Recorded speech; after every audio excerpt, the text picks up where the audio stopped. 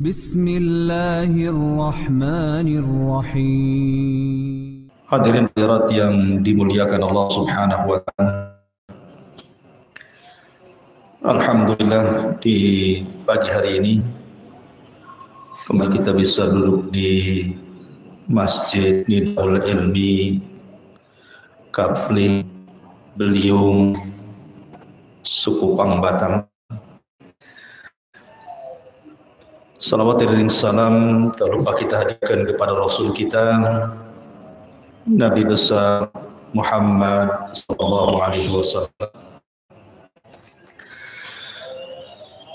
Sedikit mengambil ibrah dan pelajaran dari seorang sahabat yang oleh Nabi sallallahu alaihi wasallam dikatakan sabaqaka bika Ukasah, telah mendahulukan Ukasah ibn Mihsan. Kenapa Nabi SAW sampai bicara seperti ini? Dan sebab Ukasah ibn Mihsan ini, kenapa namanya terkenal sampai hari ini?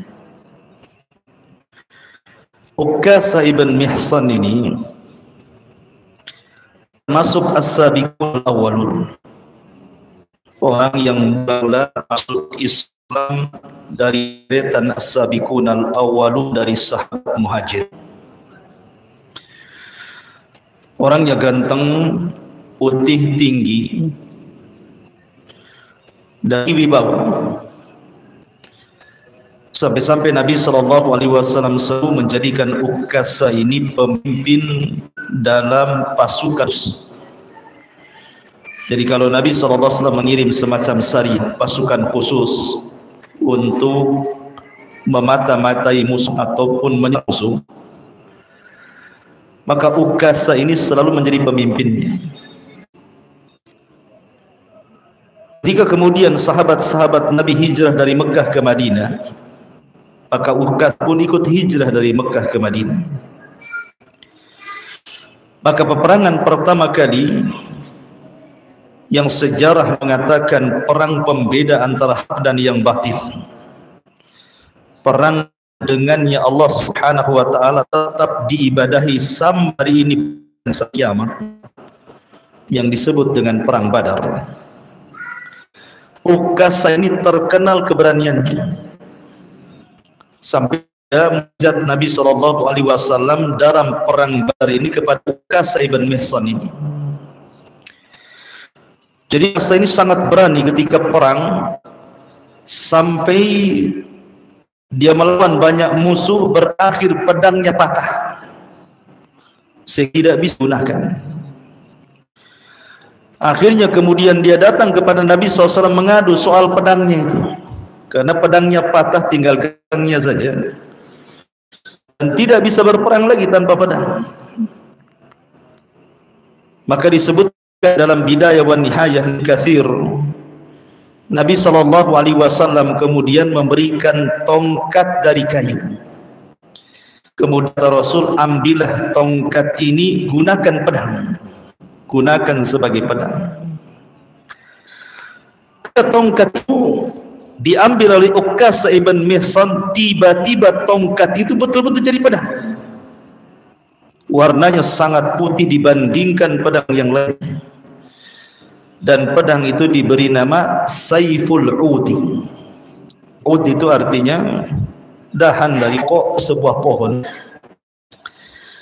dan itu selalu dibawa oleh Ukasah pedang itu karena itu mukjizat masalahnya. Tongkat tiba-tiba jadi pedang. Dan pula yang dijadikan jihad setiap kali berperang sampai di Abu Bakar Siddiq radhiyallahu anhu, dan gugur di perang Yamamah ketika merangi Musailamah al-Kadzab dalam Hadikatul Maut itu. Yang ingin saya ceritakan yang menarik dari kisah Ukasah ibn Mihsan ini, ketika Nabi SAW bermimpi, dalam mimpinya diperlihatkan banyak pedang. Ada Nabi itu umatnya banyak, sampai Nabi SAW menyangka bahwa itu umat dia. Tapi kemudian dikatakan itu bukan umatmu wahai Muhammad, itu umatnya Musa. Maka Nabi SAW memandang ke arah lain, rupanya ada umat yang jauh lebih besar dibandingkan umatnya Musa. Bahkan ada Nabi pengikutnya cuma 1-2. Bahkan ada Nabi itu tidak ada pengikut sama sekali.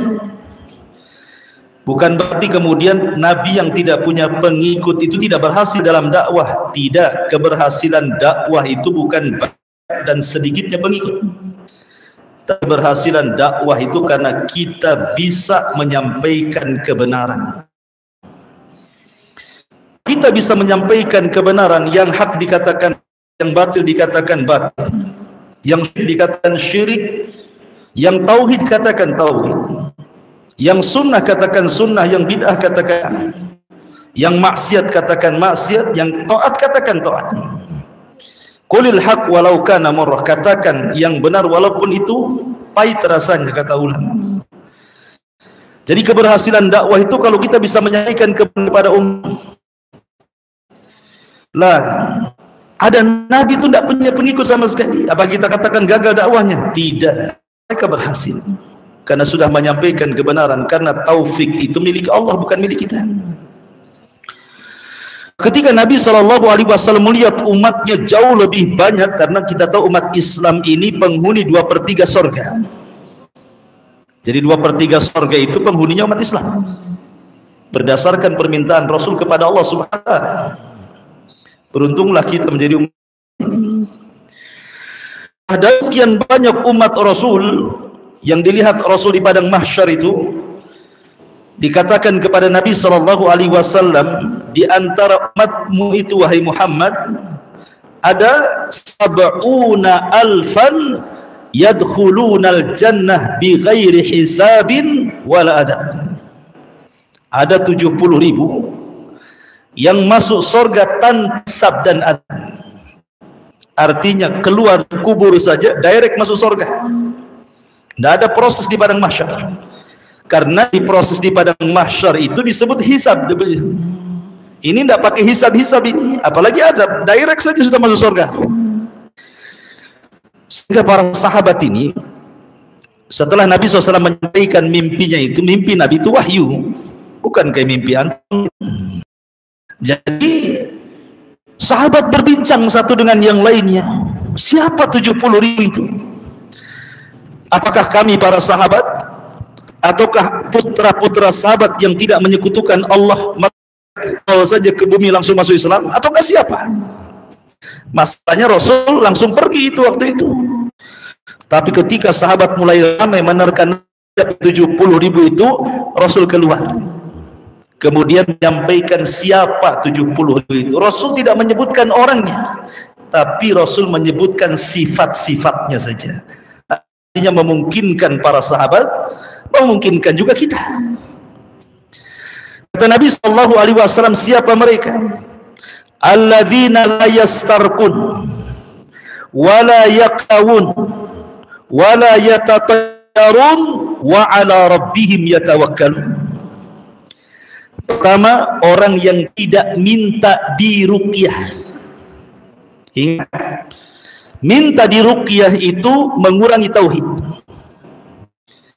Tetapi apakah seorang yang minta diruqyah itu masuk pada 70,000? Tidak. Ulama menjelaskan maksudnya yang masuk, yang tidak masuk 70,000 orang yang minta diruqyah itu orang-orang yang sebentar-sebentar minta ruqyah. Tapi kalau seandainya orang ini punya penyakit dan tidak ada cara lain penyembuhannya kecuali dengan ruqyah, maka tidak terkeluar dari 70,000. Jadi yang luar itu memang ada alternatif pengobatan lain, kemudian dia minta ruqyah. Ini mengurangi tauhid. Dan segi mana mengurangi tauhidnya? Karena biasanya orang yang minta ruqyah dan sembuh itu terkadang hatinya terkait kepada sang peruqyah atau bacaan orang yang meruqyah. Jadi kalau yang meruqyah ini Ustaz Aswad, wah, sekali dehem saja jinnya keluar umpamanya kan. Kalau ustadz ini lama katanya. Akhirnya kan kurang tauhidnya. Jadi ketika ada keterpautan kita dengan sang peruqyah, itulah akhir tauhid kita kurang. Makanya dikeluarkan dari 70.000 orang yang masuk surga tanpa hisab dan azab, karena mereka orang-orang yang sempurna tauhidnya. Kemudian yang kedua, wayak tahun, orang yang tidak minta diobati dengan cara kai. Kai itu besi yang dibakar, dipanaskan. Karena zaman dulu, zaman sekarang kan enak. Kalau kita tersabat pisau, ada alkohol, ada dokter, ada obatnya, supaya tidak tetanus kan itu. Kalau zaman dulu susah, sehingga biar supaya bekas tebasan pedang dalam perang itu tidak membusuk, tidak menjadi penyakit, maka caranya dibakarkan, kemudian diletakkan di bekas luka itu. Lah cara seperti ini dimansuh dalam Islam. Kenapa? Karena ini mengurangi tauhid. Dari segi mana? Mengurangi rasa takut kepada Allah. Karena kalau sudah melihat besi warna merah, rasa takut kepada besi bisa saja melebihi rasa takut dia kepada Allah. Terkuranglah tauhidnya di sini. Makanya pengobatan cara seperti ini dilarang. Makanya orang-orang yang sudah terkadang ditato, kemudian dia hijrah ingin bertobat dan ingin menghilang tatonya.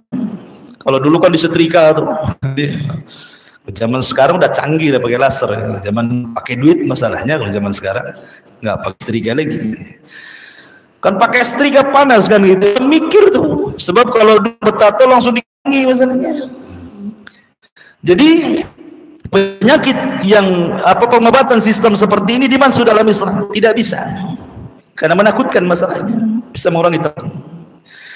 Kemudian yang ketiga, wala yatatayyarun, tidak tatayyur. Tatayyur itu diambil dari kalimat tayrun, artinya burung.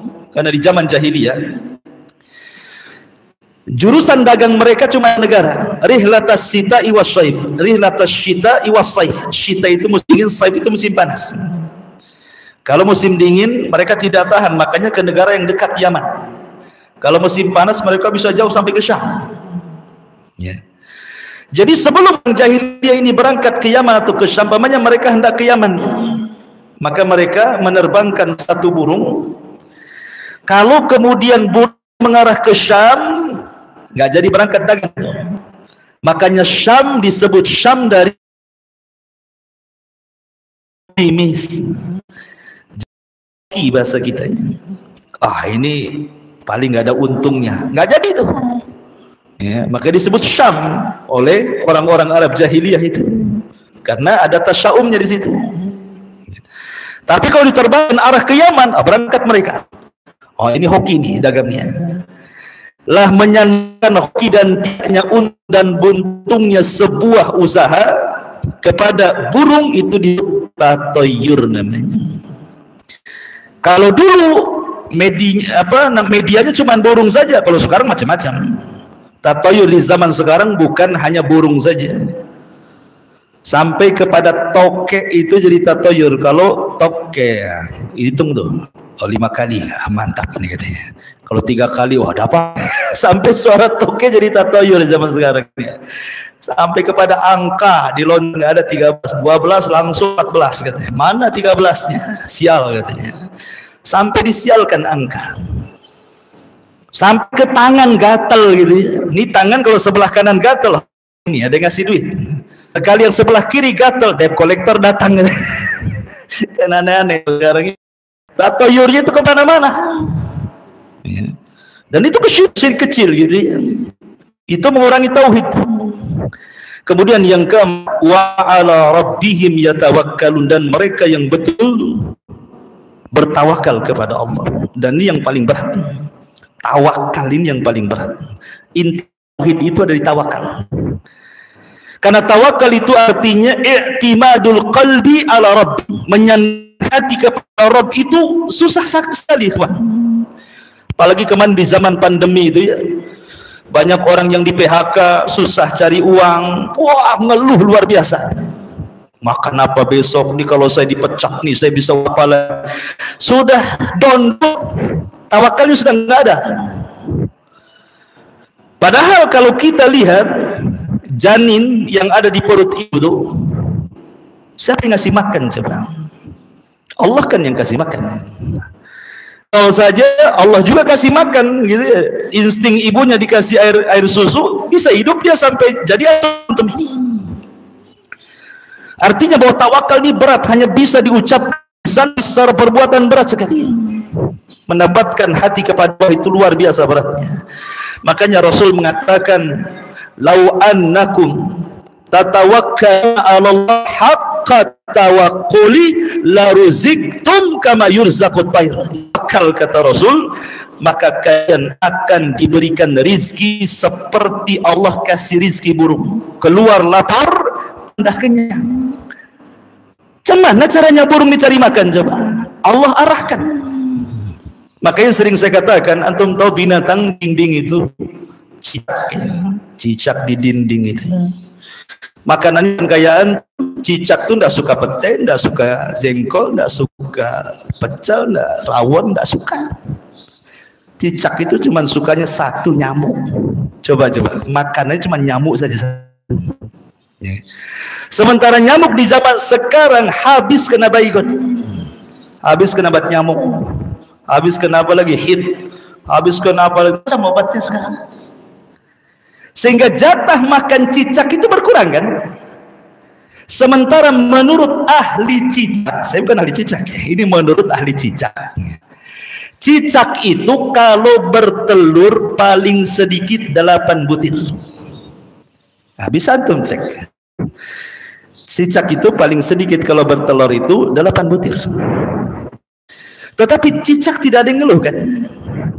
Walaupun makanan habis dimakan baygon dan bat nyamuk, dimakan hit, tidak ada istri cicak ngomong sama suaminya, "Bang, susah makanan, kita bertelur 2 sajalah," kan itu umpamanya gitu ya. Gak usah banyak-banyak, kita KB saja.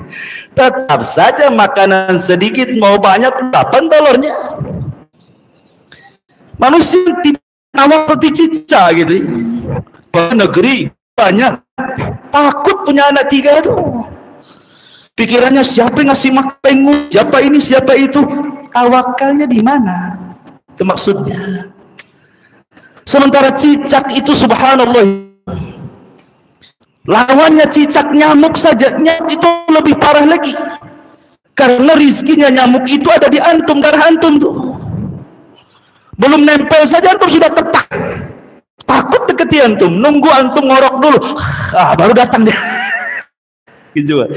Habis nih ya, nyamuk nih kalau gigit darah nih, dia tidak bisa mengkonsumsi makanannya sampai nempel di dinding. Kalau dia masih terbang-terbang tuh, belum jadi itu makanannya, masih di tangan. Kalau sudah nempel di dinding, baru masuk ke perut, sampai di dinding, cicak habis lagi. Coba bayangkan ya, ini cicak pis nyamuk saja. Kalau cerita rizki itu subhanallah, manusia Allah mudahkan, tapi tidak ada tawakal. Makanya kenapa orang yang tidak tawakal itu dikeluarkan dari 70.000 ini. Yang ingin saya ceritakan dengan kisah Ukasah ibn Ihsan ini, ketika Rasul menyebutkan 4 ciri orang yang akan masuk surga tanpa hisab dan azab ini, subhanallah. Tiba-tiba Ukasah berdiri. Semua sahabat memandang Ukasah. Kemudian Ukasah mengatakan, "Ya Rasulullah, ud'uhum, doakan aku termasuk mereka 10.000 itu." Ketika Ukasah mendapatkan izin dari Rasul, "Anta minhum," termasuk mereka, semua sahabat berdiri. "Aku juga Rasul, aku Rasul." Kata Rasul, "Sabaqaka bika Ukasah." Oh, tidak bisa, Ukasah sudah mendahului kalian semuanya. Sebab itu nama Ukasah ibn Mihsan terkenal. Bukan hanya sekedar dijanjikan masuk surga, tapi lebih daripada itu, dijanjikan masuk surga tanpa hisab azab. Kata para ulama, antum kalau berdoa, jangan minta surga saja. Karena orang masuk surga itu ada yang lewat proses direct masuk surga, ada yang proses hisab masuk neraka, dikeluarkan masuk surga lagi. Jadi jangan sampai ya Allah masukkan aku ke surga. Jangan sampai di sini doanya. Ya Allah masukkan aku ke surga tanpa hisab dan tanpa azab, gitu maksudnya. Sebab orang masuk surga ada yang lewat hisab dulu. Hisab itu bagian daripada azab. Maka minta masuk surga, ya Allah masukkan aku ke surga bi ghairi hisab wala azab. Lah kasih bukan hanya dijanjikan surga, plus dijanjikan masuk surga tanpa hisab. Plus luar biasa Kasab bin Mihsan ini. Baik, masyarul muslimin yang dimuliakan subhanahu wa ta'ala. Tapi ada cerita yang masyhur di kalangan para ulama tentang Ukasha ini, tetapi setelah diteliti sanadnya memang diperbincangkan para ulama. Dhaif, tidak jelas kisahnya, tapi masyhur, saya ceritakan. Ketika Nabi SAW di puncak sukses pimpinannya, Mekah sudah dikuasai, Madinah sudah dikuasai, orang Arab sudah masuk Islam di mana, Islam sudah di atas jaya-jayanya. Tiba ketika sakit, menjelang wafatnya, dia tegas mimbar, dan itu khutbah terakhir. Kata Nabi SAW, "Man kuntu syatamtu irban, falyaqtassa minni. Hadza irdi falyaqtassa minni." Barang siapa yang dulu ku caci maki kehormatan, nikmatan ku caci. Wa man kuntu darabtu dhahran fa dhahri falyaqtas minni. Barang siapa yang dulu pernah kupukul punggungnya, ini punggungku, silahkan pukul sekarang. Wa man kuntu akhadtu malan hadza mali falyakhudh minhu. Kalau dulu pernah aku ambil hartanya, nih aku ambil sekarang. Lafaz ini benar. Masalahnya ketika itu tiba-tiba dari pojok masjid berdiri orang yang mengatakan, "Liyal qasas Rasulullah." Saya hendak mengkisos dirimu wahai Rasul. Karena engkau sudah mengatakan siap dikis, saya ingin mengkisos dirimu. Wah, semua sahabat terarah kepada orang itu. Oh, berani-beraninya Rasul sudah ngomong, tiba-tiba kemudian dicegat dan mengatakan seperti itu. Naik darah para sahabat, kurang ajar Ustaz ini. Rupanya setelah dilihat dari jauh, rupanya Ukasha bin Mihsan. Ukasha bin Mihsan. Kata Nabi, baik, kemarin kau Ukasha. Bicara, kata Rasul, bukankah aku sudah berdoa kepada Allah, aku masuk pada 70.000. Kenapa engkau mengatakan seperti itu? Kata Ukasha, ya Rasul, kau sendiri yang ngomong. Kalau engkau minta dikisos, aku ingin. Dulu engkau bariskan aku dalam peperangan, karena aku maju sedikit, sapnya tidak rapi, kau pukul aku tongkat. Aku ingin memukul kamu juga dengan tongkat, katanya. Ali radhiyallahu an, Abbas ibn Muttalib berdiri dan mengatakan, Rasul, biar aku yang dikisos sama dia, biar pukul aku, jangan dirimu. Kata Rasul, ijlis, duduk kau Abbas. Ali berdiri, saya aja Rasul. Kata Rasul, Ali, kau duduk juga. Biarkan Ukasha kemari, ambilkan tongkat. Diambilnya tongkat, sudah diayun-ayun tuh. Wow, gimana nggak tegang para sahabat nih? Kurang ajar nih, Nabi mau dipukul gitu. Kata Ukasha, Rasulullah, waktu kau pukul aku nggak pakai baju. Aku juga harus tak pakai baju, katanya kan. Makin kurang ajar lagi itu kan. Maka Rasul buka bajunya. Ketika sudah dibuka baju nih, tongkat sudah ayun, tinggal nyap gitu ya. Tiba-tiba dilempar tongkat itu di peluknya Nabi SAW dan mengatakan, ya Rasulullah, aku ingin kulitku terakhir menyentuh kulitmu. Semua menangis. Tapi kisah ini sekali lagi lemah, tapi kadang sudah masyhur gitu ya, ceritakan. Masyhurul muslimin yang dimuliakan Allah Azza wa Jalla. Ukasha bin Mihsan ini terlibat dalam perang memerangi Al-Kadzab, bahkan termasuk pemimpin pemegang bendera, walaupun pemimpinnya umum adalah Khalid bin Walid, tetapi Ukasha ini salah satu pemimpin dari Muhajirin. Lah di zaman Nabi SAW, di awal-awal dakwah tidak ada orang ngaku Nabi, apalagi periode Mekah ada orang ngaku Nabi. Resikonya berat, Nabi saja yang jelas-jelas Nabi didustakan, diperangi. Munculnya pengakuan Nabi itu setelah suksesi dakwah Nabi, sudah semua masuk Islam, Nabi sudah punya kedudukan, semua menghormati Nabi, enak juga jadi Nabi, itu bahasanya. Maka di akhir hayat Rasul muncullah nabi-nabi palsu itu. Kepengen dihormati seperti Nabi SAW. Muncullah Tulaihah ibn Khuwailid, muncullah Sajah bintul Haris, muncullah Musailamah al-Kadzdzab. Ada 4, yang satunya lupa. Maka perempuan namanya Sajah bintul Haris, itu perempuan ngaku di zaman Nabi, pernah kawin sama Musailamah al-Kadzdzab, nabi palsu kawin dengan nabi palsu tuh. Cocok kan gitu ya. Musailamah nikahi bintul Haris tuh. Sama nabi palsu saling menikah. Tapi Allah takdirkan saja tobat, kemudian baik Islam. Termasuk Tulaiha juga. Tulaiha ini tobat. Tobat kemudian baru masuk Islam. Tidak tobat itu 2. Al-Aswad Asi dari Yaman tidak tobat sampai mati, dan Musailamah al-Kadzdzab tidak tobat. Tapi dari 4 di akhir-akhir kehidupan Rasul yang ngaku nabi itu yang paling baik Musailamah al-Kadzdzab. Kenapa? Karena dia didukung oleh kalahnya Yamamah. Yamamah itu tahu nabi itu nabi benar, Musailamah itu nabi palsu. Tapi karena hamiyah jahiliyah, kesukuan, nggak peduli mereka. Kalau ucapan dari kabilah kami walaupun dusta kami dukung, tapi ucapan mereka walaupun benar kami dustakan, katanya. Itu saking fanatiknya. Makanya fanatik kabilah itu bahaya. Ya. Apalagi di zaman itu banyak murtad. Pasukan Abu Bakar ini tidak banyak. Kenapa? Karena pasukan Umar bin Zaid yang disediakan sebelum wafat tidak digunakan Abu Bakar sekali, karena ikatkan memerangi orang Romawi. Jadi memang Abu Bakar Siddiq luar biasa dengan tentara yang sisa tentara bukan pilihan. Mereka lah yang memerangi Musailamah al-Kadzdzab di bawah kepemimpinan bin Walid. Dari sini banyak yang terjadi karena yang terlibat dalam peperangan itu bukan rata-rata para pakar Quran, para ibadah, para ulama. Makanya banyak meninggal.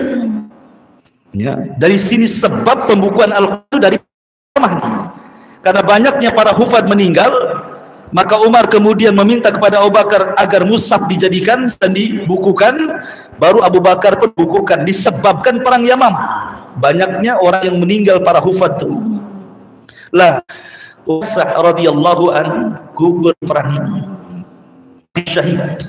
Ya, Ukasah Ihsan radhiyallahu anhu. Wallahu a'lam bishawab. Mudah-mudahan manfaatnya. Subhanallah bihamdika asyhadu an la ilaha illa anta astaghfiruka wa atubu ilaik. Allahu ta'ala. Assalamualaikum warahmatullahi wabarakatuh.